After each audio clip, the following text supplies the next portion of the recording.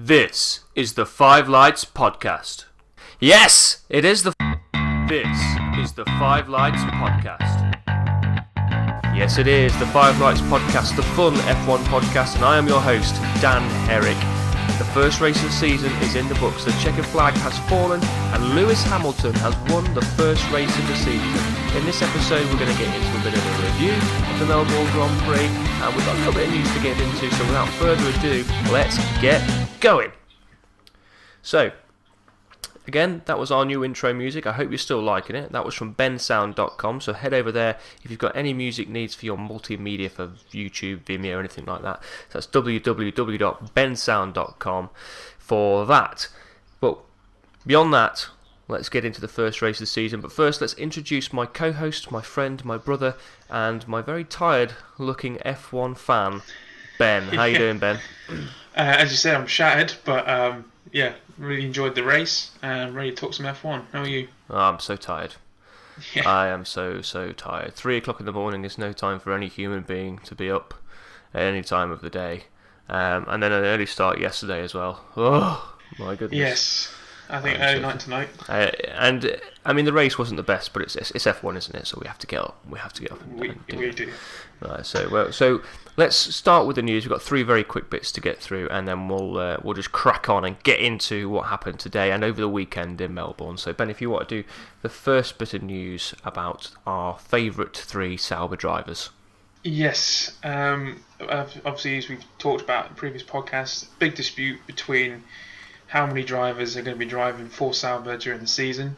Van der Garde obviously won his court case and Sauber lost their appeal end of last week, but Van der Garde on Saturday decided to relinquish his legal rights for only this weekend, allowing Azir and Ericsson to race, as you would have seen. But both parties, so Van der Garde and Sauber, are going to have to come to some kind of agreement early next week, whether that means Van der Garde will be racing Malaysia onwards, or Sauber are going to have to pay back Van der Garde's sponsorship money and then some. So we'll wait to see on that. Yeah, it's still not finished. It's good of Van der. I mean, watching the coverage, Van der Garde had to take a step back really, because otherwise he's chopping his nose off to spite his face. He was going a bit too far and pushing a bit too far, and he could ruin his chances of getting a seat anywhere. So anywhere, yeah. Yeah, so he's backed off for now, but this is still far from done. I think.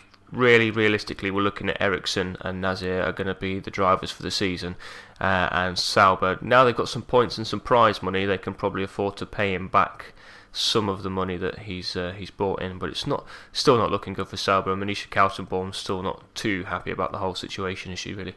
No, and they obviously had to bring in Peter Sauber to stabilise the team during the weekend, but I think Nazir proved today that if someone does have to step aside, it really shouldn't be him, it should be Ericsson. Yeah. I think this weekend he's proved that he should be the one to stay if it comes to that. Yeah, absolutely. So we'll keep an eye on that one. We'll watch that one with interest going into Malaysia, and we'll see who takes the seat on the grid for the next Grand Prix. But we'll move on now to the Alonso crash and just a few little pieces that came up this weekend from Ron Dennis. Yeah, obviously journalists have been pestering McLaren and kept asking, just tell us what's happened. But yeah, as you said, Ron Dennis has come out and said that we may never know what happened to Alonso. He said in the Sky Sports pre-race show today that he believes really that it was unfortunately probably just down to a driver error and a lapse in concentration from Alonso with the mix of wind, so it appears that it might just be driver error. Yeah, he said it could forever be a mystery, which would I don't know really. I mean, it's either pointing to a medical issue, which it doesn't really look like it's going to be now. After all the medical tests he's gone through, and he still looks like he's in shape to go to Malaysia. So it does look like it was some sort of lapse of concentration, which is really out of character for Alonso, because he's usually super switched on and on the ball. Yeah, but it wasn't going flat out. It was a kind of outlap kind of lap and going slow speeds, probably looking at it on his dash, trying to do something with the systems in the car. Gust of wind came along, unexpected, caught him unawares, and the rest is history. Yeah, well, hopefully we'll see him in in the car in Malaysia, and hopefully he'll actually get to the grid this time. And the other thing for Alonso now is because of Magnussen's blow up, which we'll get into in a minute, he's lost an engine for the year already without even starting a race. Yes, that's 2 drivers now. We've also had Ricciardo who lost one of his engines. But Alonso, you would think probably isn't too miffed that he missed this weekend, but apparently, according to Ron Dennis, he's relishing the opportunity to come back and race. Which I suppose understanding is he is a racing driver, so it would be good to see him back in Malaysia and see what he can do with the cars. We know he's pretty good with poor cars in the past. He is indeed. So, final bit of news before we get into Melbourne and unwrap what happened today. Just a little bit about what happened with Marussia and the what's the word I'm looking for? You can tell I'm tired. The repercussions from what happened this weekend. That's the word I was looking for. Yeah, well, obviously they had a valiant effort to actually get from being out of administration to Melbourne, so that was no mean feat. And but obviously, as you said, the repercussions are they weren't actually, because they've done no testing and they haven't had a lot of time on the car. It wasn't able to run. A lot of the systems don't work. They've obviously got the 2014 car with 2015 engine software, so everything's not working in sync and together. So yeah, they weren't able to run this weekend as you would have seen. But as Graham Lowen said, it's not unexpected. And they were even called to the FIA to explain why they weren't able to qualify yesterday, which they have given their evidence, and FIA have accepted the fact that even if they worked flat out all weekend, they wouldn't have been able to run. So maybe they'll run probably won't race in Malaysia. They might get a practice session in, and then probably they reckon China is when they'll get to turn their first wheel in a race. Yeah, but this could be bad news for Marussia, because Bernie Eccleston's not going to be happy. It's taking away from his spectacle, and part of the agreement to bringing Marussia back was that they were going to be able to compete and take part. Now, this is where the stewards are going to come in. What is the definition of competition? Is it turning up to a race and putting a car in the garage, or is it turning a wheel and doing some, which is the new the new phrase at the minute, turning the wheel. Turning the wheel seems to be everywhere. Everyone seems to be using that for everything. But is it going out on track and putting some laps down? So it'll be interesting to see what happens with the steward's decision there, because Bernie Eccleston also said they're allowed to miss, because you're allowed to miss 3 races in a contract year, and he said if you miss a 4th, you're done, you're out. So they've missed. They missed Abu Dhabi, they missed Melbourne, they missed the 2 previous to that. So this is the 4th race in a row now they've missed. So, but it depends, because they're pretty much kind of 2 new companies now, 2 separate companies. Because obviously Marussia went into administration, and then Manners, the team that's been born from it, maybe that counts as this is the only first race they've missed. Well, we shall see. Bernie Eccleston's not one to pull the punches, though, is he? He can be pretty ruthless at times. So that's the 3 very quick bits of news. Let's get into what happened this weekend in Melbourne, the first Grand Prix of the season. We love this Grand Prix. It throws up so many different surprises, as we said in the show on Friday. We weren't quite expecting this many sort of surprises, though. So many things went on, and we'll not get too deep into qualifying, because me and Ben put our thoughts to qualifying on the blog, which is at www.fivelightspodcast.com. I do a regular piece called Dan's Takeaways, and Ben is still looking for a title for his piece, but you can read those 2 pieces and find out what we thought about qualifying and all that on there. So head over to the website, that's fivelightspodcast.com, and read up those pieces on there for qualifying. But we'll do a little bit of an overall overview of what happened this weekend and some of our surprises as to what we saw, because it was at parts it was bizarre. It was almost Wacky Races-esque at parts, wasn't it? Yeah, in Friday's podcast we were making predictions. I said to you, how many cars do you think will finish the race? But it really should have been how many cars are actually going to start the race. Yeah. And there's 20 cars in total, and only 15 started. And then we lost another 2 on the opening lap. So we said, one of them, which is Maldonado, who I predicted is going to have more crashes than points finishes. So that's 1-0 to me at the moment. Well, yeah, so you won up on that. But we said, didn't we? I said 6 cars will not finish the race. And 5 cars didn't even start the race, so I was already ahead of myself before. Quids in, yeah. So just mental. I mean, we sort of expected Marussia, if they started, they wouldn't finish. But to not start at all was a bit of a surprise and a little bit disappointing, really, because it already took away from the spectacle somewhat, in my opinion, anyway. And then to lose Bottas because of a back injury, which is unfortunate, and through no fault of Williams or anybody like that. But he's torn a muscle in a disc or something in his back. In his lower back, yeah. Yeah, so that could be. Yeah, it's as you say, we had all of them were reliability problems. I mean, and one was just a freak incident with an injury in his lower back, which is just apparently just, they say spurred on, but it's something that's got to have triggered it somehow. It doesn't just snap like that. Something must have, some kind of vibration or bump or something must have caused him to do that. He won't just do it on his own, despite what doctors have said. But I think we can expect, it wasn't surprising a lot of the teams or cars didn't start or weren't able to race. But I think for me the biggest surprise was actually that Lotus didn't even make the first lap. Obviously Maldonado has incident and we don't know how far he would have gone on, but Grosjean didn't even make the first lap.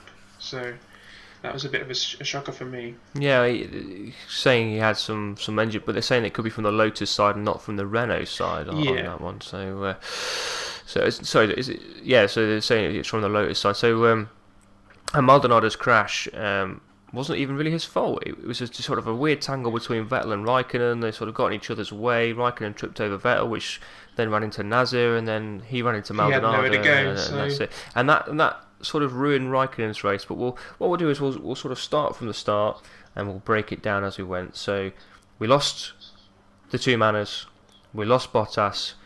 Then on the outlaps to the grid, we lost Magnussen as his engine exploded, and then we lost Danny Kvyat as well. So we'd lost 5 drivers before we'd already even started. So that was not looking good, though, was it? No, it wasn't, especially with Magnussen. Obviously, Honda have had their problems already, but I think if you noticed when his engine blew and all the oil was fuming out the back, if I noticed a big chunk of something, looked like metal or something metallic, flying out the back of his exhaust. So I think, that is it's definitely going to be one engine down and only 3 left. But I'd say again, I don't think it was a big surprise. Maybe Kvyat was probably a bit of a surprise that he didn't actually make the grid and start. But not good as a spectacle, as you mentioned earlier. So then we got underway, the 5 lights went out and we went racing, and Mercedes got a great start as we were sort of expecting, Hamilton leading the way. And as we were talking about just a little while ago there was that weird tangle where Vettel seemed to take the first corner a little bit too early, got a bump, jumped across, run into Raikkonen then trying to overcorrect and was really slow, run into Nasser, who then ran into Maldonado, and that saw Maldonado and the one and only safety car, which I had in my Badger GP. The one safety car came out and brought the race to a sort of a slow canter again. So just sort of talk us through that incident from your point of view. How did you see that laying out? Because it sort of had repercussions for Raikkonen throughout the race then, we think. Well, as you said, it all kicked off from the racing line from Vettel and Raikkonen. Vettel was slightly ahead and obviously took the apex and kind of forced Raikkonen aside. I don't think intentionally. It was obviously just a kind of racing incident. Raikkonen said afterwards he doesn't believe that they touched. It was just that Raikkonen obviously had to back off and avoid any kind of contact. But Carlos Sainz Jr. was right up Raikkonen's exhaust. So as he backed off, Sainz went straight into the back of him, and Sainz said in his interview in the paddock afterwards that he could have braked a bit earlier. So he's apologised for that and said it was on him as well, because then he forced Raikkonen forward, who then pinched in his ear to then tap Maldonado's rear left, and he spun from there and crashed. But it's just a racing incident. I don't think it's anyone really at fault. It's just how racing goes sometimes. It's just blowing the rust off. I think there's some rusty driving out there today, but And then we had 15 cars to start. That went down to 14, and then quickly after that we were down to 13 when Grosjean pulled aside.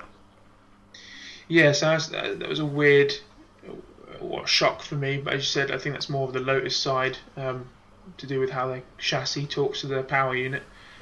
But I think they could have caused quite a stir today and got some good points, Lotus. But hopefully we'll see that in Malaysia.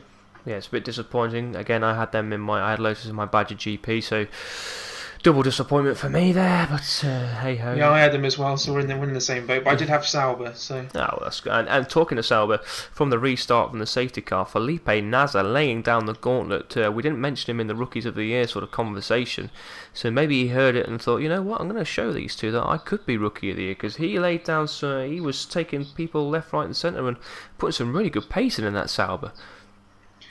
Yeah, unfortunately I wasn't able to watch much GP2 last year, so I wasn't really able to. I didn't know what to expect from Nasir, but yeah, he's proved to be a really good driver. He's quite mature, and he's very quick as well.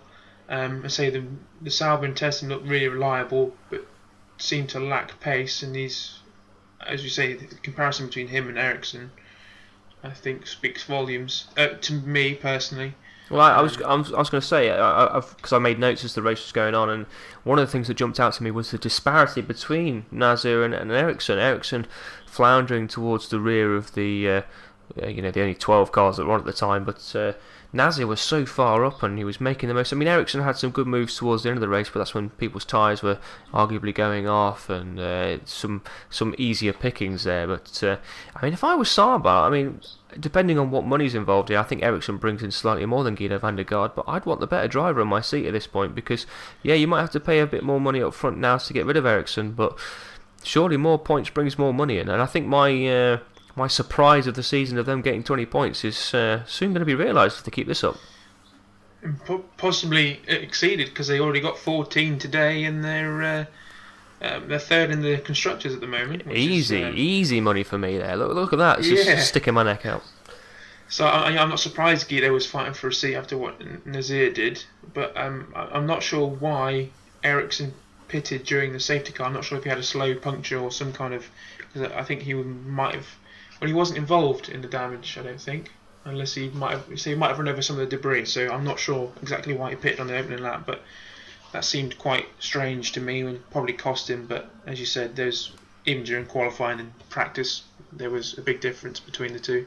And he had to pit later on anyway because he put a huge flat spot on his front tyres. So he got the points, but not really a great race from Ericsson today. It's sort of following on from what we saw from him last year. Yeah, as you say, I think this is my opinion only, but I think he's got money, so that's why he's there. Which is the way racing has actually been for probably a long time, and it's the way Formula One works. It needs money to run, and we saw last year the problems teams were having financially. Yeah, unfortunately that's the way things go, but we shall see. We'll keep an eye on what happens with Guido van der Garde there, but. The race then sort of evened out a little bit. We had a little bit of stability for a while until lap 14. A little bit of a scrap at the back between the former teammates of Button and Perez there. Yeah, I don't think Button was expecting that. He even said that in his post-race interview. But I think he really enjoyed that, and I had to really laugh at his engineer, his comments. He said, give him hell. I thought that was quite funny but Button, considering he didn't probably think he was going to finish the race and have the same fate as Magnussen, that he probably really enjoyed that scrap for 20 laps. But yeah, I mean it was a good scrap. I mean, I think the dive from the inside of Perez was maybe a little bit late, so the tangle there was a little bit of 6 of one, half a dozen of the other. Button could have probably seen him and given him a bit more space, but Perez was a bit late. But it was good to see those two scrapping. And as you said about his engineer, I have a highlight of the week now for race engineer comments, because I listen to the radio channel on my iPad on Sky Sports, and the comment came out on the television, but it didn't come out in full. Just after the tangle, Button's engineer says to him, "Okay, is there any damage to the car?" Button replies, "No, I don't think so." "Okay, well, there's 12 cars here, so just get it to the end, and then we might be in with a chance of getting some points. So it's nice that you're fighting there, but just take it maybe a little bit easier, and then we might be able to get to the end and get some points." Yeah, I think Martin Brundle also said when he was listening to the radio channel that his engineer said, have you been pushing on these tyres? You need to start doing it now. And Button said, I've been pushing since lap 1. So. Well, I've actually been taking it easy. I've got my beverage here, I've got a cup of tea going, I've got the radio on. I don't see Button ever taking it easy in cruise control, but yeah, it was good to see them scrapping. I mean, I feel for Jenson Button. It's great that McLaren have got the car to the end, but I was sort of willing him to get at least 1 point today because of the way he drove. But not to be. But it's good to get some mileage under that car, isn't it? Yeah, I mean, hopefully they can do that more often and with both cars, and then the more they do it, the quicker they're going to get back to the way we're used to seeing them. But I still think it's going to be next year before we see him fighting for podiums and maybe even wins. But yeah, hopefully they can do it more frequently and then get some experience and some reliability under the belt. Indeed. My next note from the race was sticky left rear. I think that's a story for 2 drivers from today. The old sticky left rear. Yeah, it seemed to happen with quite a few drivers on quite a few of their stops. We saw the rear left tyre, they're struggling to get either the tyre on, but in the case of Raikkonen's last stop, they couldn't even get it off. I don't think they even removed that tyre. But I think the problem that they're having is teams, especially Ferrari and Red Bull, they've got a blown front axle, which is pretty much the stub they've got now for the wheel nut. It's got a hole through it, so that when the air passes over the front wing, it then gets pushed out through the wheel by the brake ducts and then out through the axle, and then forces the air around to the back of the car. But it's causing problems, I think, with the wheel guns and actually the nut and getting it off. So that might be what we're seeing. I don't know. We might be able to get that confirmed during the week. Ferrari have had this sort of similar problem before. I think back in 2008 when they put those discs over with the wheels, and they were having trouble with those. And so it tends to be the ingenuity with the wheels to try and save a few seconds or tenths of a second or even hundredths of a second here and there is actually costing them more in the race when they can't get the things off the car. Yeah, you mentioned earlier, we saw rusty drivers. It was a bit of rusty pit crew as well, because Raikkonen was told to go as well, so it was no fault of Raikkonen. So I'm not sure if that was Lollipop or the system they have themselves, because he got a green light to go and leave his pit box, and obviously there was only 3 wheels on his wagon at that point, really. So hopefully we see more reliability and consistency in that going forward. And he's looking at possibly a 10-place grid penalty for that because it's an unsafe release. Yeah, so they obviously couldn't give him a time penalty. They couldn't give a 10-second stop and go. He did stop for 10 seconds, but he couldn't go again.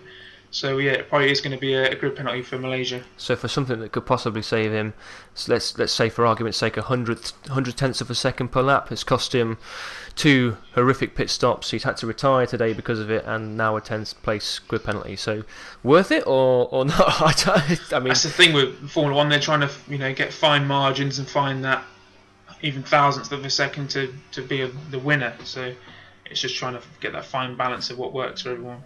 Indeed, and he unfortunately retired on lap 42. And just before that, the youngest driver in F1, Max Verstappen, had to say goodbye on lap 34. Yeah, he was both drivers really for Toro Rosso. Sainz and Verstappen were driving really, really well. It was, kind of disheartening to see because he was doing really well for a period because he was on the medium tyre and he was managing to stay with everyone in front of him with the softs, and he wasn't getting pressured from behind. So a bit disappointing because he wanted to see his true potential and where he could finish. We shall see in Malaysia. So at the end of 58 laps, the race. I mean, this is going to be probably the quickest roundup of a race we'll do this season, with only 11 drivers finishing. So we had Hamilton, the winner, with Rosberg and Vettel taking second and third, finishing off the podium. Then Massa in the Williams, Nasir in the Sauber, Ricciardo in the Red Bull, Hülkenberg in the Force India, Ericsson in the Sauber, then Sainz in the other Toro Rosso, Perez in the other Force India, and Button, the only man to finish today without getting any points. Possibly the most disheartening thing he'll hear. You were the only person today to finish the race, but you're not getting any points. So yes, poor old Button there. Yeah, I felt a bit sorry for him, but I think that probably the biggest surprise to most people. But I think if you read my blog on www.5lightspodcast.com, previewing the race yesterday, I mentioned that Ferrari had a really good race pace that they showed in practice, and I think Williams have underestimated them, underestimated Ferrari and their true speed. But again, as I also mentioned in that blog, that Melbourne's not a circuit that suits Williams, so I think it's going to be a big tussle between the two teams throughout the season. It's going to be good to watch those two go at it, and it's going to be good on a track with more cars as well. Let's get more cars in Malaysia. Let's get more cars on the grid and see some more racing and some more overtaking there. So, all in all, possibly not the best start to the season, not the best race, but we're underway. Teams can learn from what's happened today. They can take their kit and their cars to Malaysia, put in what needs to be put in to get cars on the track, and hopefully we'll have a slightly better, or not slightly better, we'll have a much better spectacle in Malaysia. But let's just go back to Melbourne. Let's look at the rookies who started today. What do you take away from the rookies who took part today? As I said earlier, we've got Sainz and Verstappen, who seem to, they seem to be very experienced despite their combined age of 37. So I think they're going to be good drivers to look out for in the future. But unfortunately, one of them didn't finish. We had Nazir, who seemed very, very good, very capable, and is probably got a good future ahead of him. So just keeping an eye out for these drivers in the next few races and see what they can accomplish and whether this race was a one-off or not. Yeah, I mean it's going to be interesting to watch those literally grow throughout the year. Because Max Verstappen, only 17, he looks really good racecraft wise. The only thing that I sort of noticed from Max Verstappen is whenever you hear him talking on the radio, he says, "Shout so much, it's almost like he's panicking on the radio. I've got to talk really loud." So it's like, just chill, Verstappen. Just chill. I mean, like when you listen to Jenson Button today, it's like, yeah, it's okay, everything's good. We're just driving around, blah blah blah. He's so relaxed. But that'll come with time, with age, with a bit of experience. But it does make me laugh whenever you hear Verstappen on the radio. I had an incident in turn 5. I don't know what was going on. I have noticed that when he's been reporting on the radio, but I think it also has been mentioned that that's where his downfall is at the moment, is his feedback to the team. But as you say, with experience and as he gets a race under his belt, that's something that'll improve. But very mature and a very good driver in the making. Yeah, good racecraft. Sainz again, the same. He's got some good racecraft. You could, as Martin Brundle pointed out, you could see he's come from a lower formula. The way he darts the car around a little bit, sometimes a little bit clumsy, but I think again that's an experience thing that'll come throughout the year. And Felipe Nasr, I mean, I've seen him quite a lot on GP2, and I've always sort of wondered when he was going to get picked up by a team, and to see him in a car today, in a Formula 1 car, he is one for the future, and I think the big teams will have taken note of what he's done today and what he did in GP2, and I don't think it'll be long before we see him fighting at the front in a slightly stronger car, because he is really good, and he's got good racecraft as well, and he's definitely one for the future. So we'll keep an eye on those 3 rookies, and hopefully 5 rookies in Malaysia. We'll have Will Stevens and Robert Merhi joining them. Well, I actually, on Roberto Merhi, I was watching Ted Kravitz's notebook, and apparently it is pronounced Roberto Merhi. Merry Christmas. I prefer our pronunciation. I don't care. I don't care what his name is. It's Roberto Merhi. But I don't really know anything about either of those drivers, so hopefully we'll get to see something of them soon. Yeah, probably. Hopefully we'll get to see them turn a wheel. Or 2 wheels. 2 drivers. Or 4. Let's get 4 wheels. Let's get 8 wheels. Let's get 8 wheels. If we're going that way. Technically 5 with the steering wheel. Let's get as many wheels as possible turning. Yes. Let's get those wheels turning. So that's Melbourne pretty much wrapped up. What do you take away from Melbourne then? What can we take away from the first race of this season? I don't think too much really. Obviously Mercedes were going to be Mercedes anyway, but Melbourne's a very unique circuit, so it's going to give probably results that can be considered an anomaly. It wasn't the greatest of races, but worth getting up for nonetheless. It's just, we've got some kind of benchmark now where people are and what form they have. So it's just interpreting that and seeing what's going to fit in for the rest of the season. Yeah, I think I take away the fact that we've seen the rookies now. We've seen that Sauber are perhaps stronger than what they showed in testing, and reliability is. I mean, we expected this last year. We were sort of sitting there in Australia last year thinking, who's actually going to be able to take the grid and who's going to finish? But they were reliable last year, and then this year it's just gone completely in the opposite direction. It's the second year syndrome. It's like when a band brings out the difficult second album. It's or a director brings out his second movie. Yeah, it's proved really, really bizarre. But hopefully that reliability gets fixed, and we'll have more than 11 cars finish in Malaysia. Yeah, I think also probably actually my biggest takeaway thinking about it from Melbourne is we saw with Lewis Hamilton probably before the weekend and during the winter. Is he looked quite down, was very one-word answers with his media events, which he's probably had tons and tons of. Well, he's just got married, so that always brings you down. Yeah. But no, Lewis, especially qualifying Saturday onwards, he looks. Yeah, last year I was unsure whether he was going to do it comfortably, which he didn't really.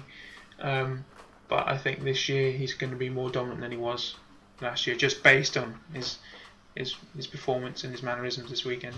Yeah, let's hope so. We like Jenson Button. He's a good driver and just an all-round good guy. That was for Lewis. Oh, sorry, Lewis. Sorry. It shows I wasn't listening. I think as I switched off. I did wonder what you meant when you said married. Yeah. I thought it was maybe a dig at Nicole Scherzinger. I thought you would. Yeah. Right. Okay. Well, just if you're listening, self-edit the last bit that I just said. I heard Jenson. I thought we were still talking about Jenson Button.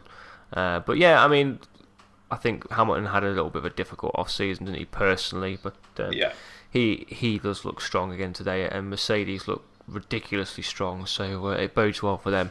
And hopefully we can have some other teams catch them up and give them a bit of a run for their money. So that's Melbourne in the books. It's wrapped up. We've got a few things to look out for coming away from that. What's going to happen with Manor, Kimi Räikkönen getting a penalty, Alonso driving. So we'll keep an eye out for that. We're probably going to do our next podcast as a preview to Malaysia, aren't we, in a week on Thursday, is that right?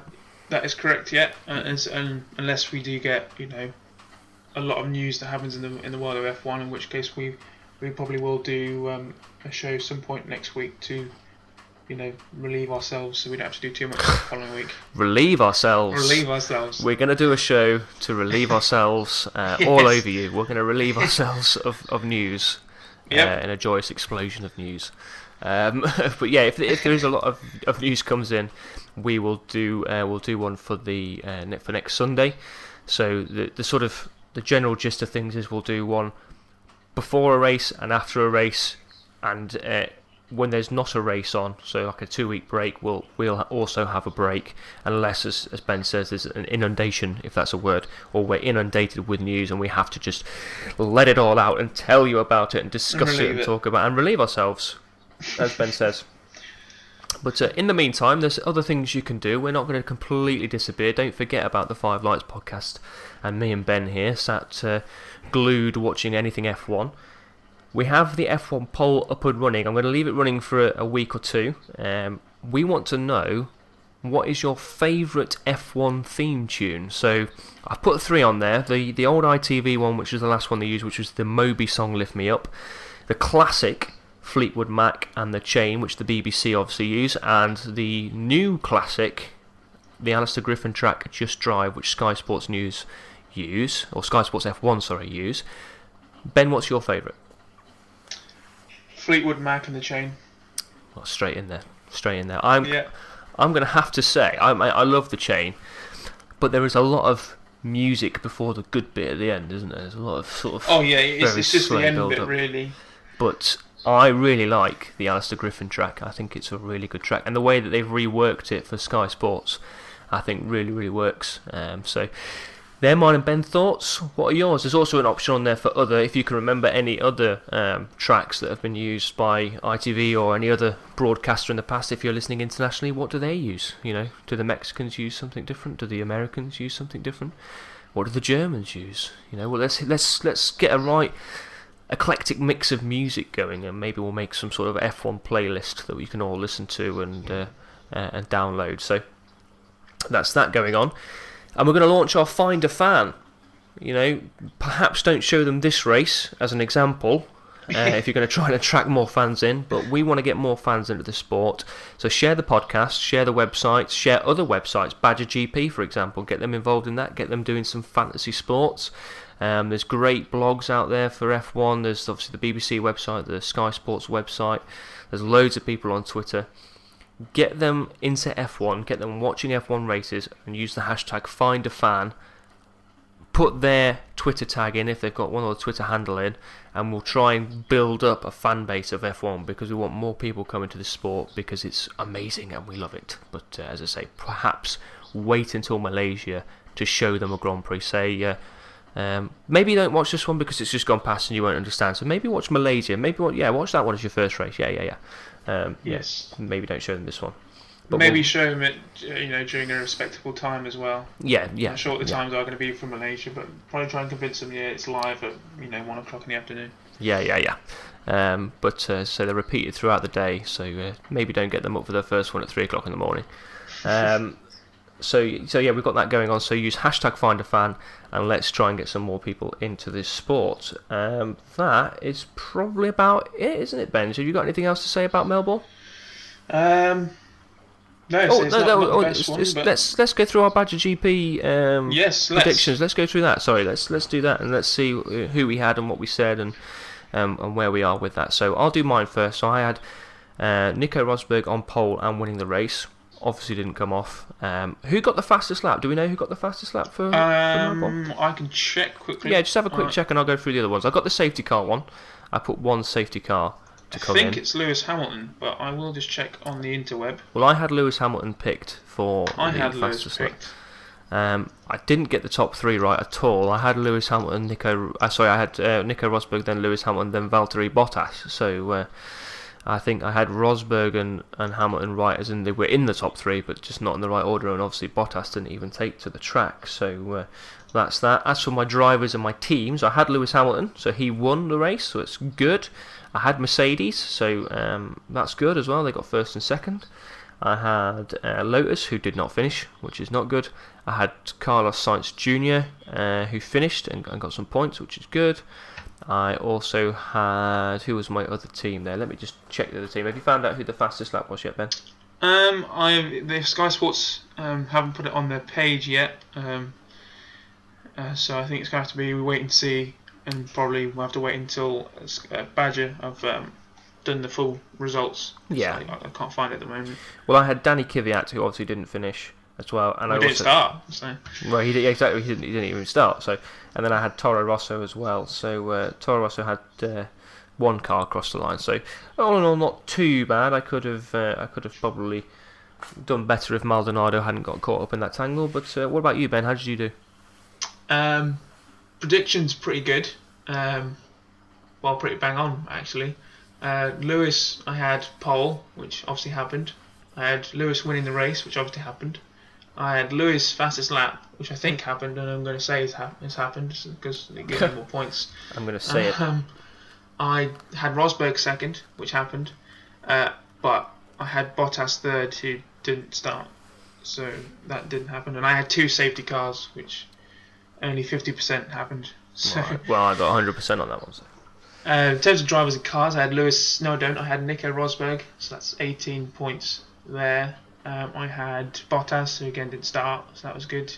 And I had Carlos Sainz, who got me some points, which is good. But in terms of cars, I had Mercedes, so most I could have got there. Sauber, which was 14 points, so that's pretty good. And I had Lotus, who, like you, got nil points on that one. But all in all, Ben, I think you've taken an early lead there. I think I should be top. Yes, I don't know who else in our league. Well, it's filling up quite nice, so we've got a fair few people in our league now. But I said they publish their results at 2 p.m, so we'll have to keep an eye on. We'll publish them on Twitter and Facebook and let people know how they're doing and what's going on with that. But yeah, good start to the season for you, Ben. Let's hope we can catch up. Benjamin is the early Mercedes-esque leader, and I'm sort of floundering. I think midfield, more Sauber-esque at the moment. Let's hope I keep it up. Yeah, let's hope so. So that's it. That is our roundup of the first Grand Prix of the season. It's in the books. We now have to wait 2 weeks until Malaysia, and it's not as early this time. It's not as early this time, which is good. But in the meantime, head over to our website, www.fivelightspodcast.com. Read the blog posts that are going up there. Ben is going to put the noted versions of our podcasts up on there as and when. Head over to Badger GP. Sign up for the Fantasy F1. It's not too late to do that. Keep signing up for that. Read their articles, share their website, follow them on Twitter at BadgerGP and on Facebook. They're really, really good. A good source of knowledge. And if you follow them on Twitter, then you get some really sort of funny anecdotes that they put up and funny tweets that they put up before the race, which is really, really good. You can follow us on social media. You can follow us on at 5lightspod on Twitter and on Facebook as well. In the next episode, we'll be previewing Malaysia. Looking forward to it, Ben? Can't wait. You say 2 weeks is too long, but I think I'll have to manage. At least then I'll probably go and get some sleep now for about 2 weeks. Yeah. Should be ready for Malaysia. And hopefully the teams will be ready as well. Hopefully they'll be a bit more reliable and we have a bit more of a spectacle for the next Grand Prix. Less rusty. Yes, less rusty indeed. So for now, that is it. Thank you very much for downloading and thank you very much for listening. Share this, and if you have iTunes, subscribe, please. You can also subscribe on Podbean and on SoundCloud. All the links for our download links are on the website, so head over there. They're all on the right-hand side there in the column, so just click on all that. Thank you to bensound.com for our intro, and thank you to Badger GP for being so awesome and supplying us with Fantasy F1. For now, thanks very much. The 5 lights have gone out. See you later. Bye, everyone.